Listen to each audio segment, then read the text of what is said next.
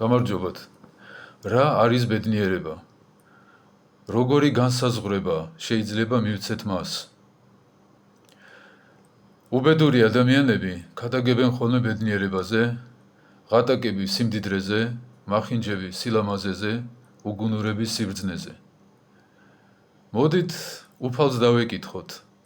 რა ბრძანა უფალმა ბედნიერებაზე? როგორ გავხდეთ ბედნიერები?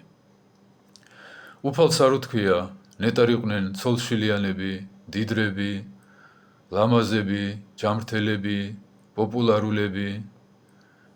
უფალმა თქვა ნეტარიყვნენ მოღვაწეები, მშვიდები, თავმდაბლები, წმინდები, ღვთის გულისათვის დევნილები. მოღვაწეობას აქვს ასეთი თვისება. ადამიანს სძენს ღვთაების ენერგიას. სამება ღმერთის ენერგიას ჰქვია მადლი. თუ ადამიანი მოღვაწეობს, თუ ადამიანი ღვთით ცხოვრობს, თუ სახარების კანონით აქვს, უფალმა რო თქვა არ შეიგინოთ, არ იგინება. ეგინება, მაგრამ არ იგინება. უფალმა თქვა არ ილოთაოთ. უჩნდება სურვილი რო დალიოს, მაგრამ არ სვავს.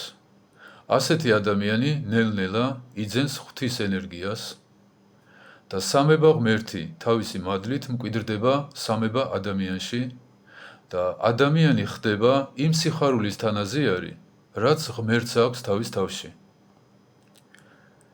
ბედნიერების გზა გადის განწმედაზე. ცოდვით ადამიანი ვერ გაბედნიერდება. სიბრმავით ვერ დავინახავთ, შიმშილით ვერ გავძღებით, სიკვდილით ვერ ვიცოცხლებთ. ეშმაკს რო ვინმეს გაბედნიერება შეეძლოს, პირველ რიგში თავის თავს გააბედნიერებდა. ეს არის სული, რომელმაც თავის თავი დაღუპა, თავის თავი გააუბედურა. ჩვენის ბედნიერებას ვერ მოგვიტანს. ამიტომ ვისწავლოთ სახარება მოგვიტანს სასუფეველს ამ ქვეყნადვე. არ მოგვიწევს ლოდინი 50 წელი, 100 წელი, როდის დაუბერდებით, გარდავიცვლებით.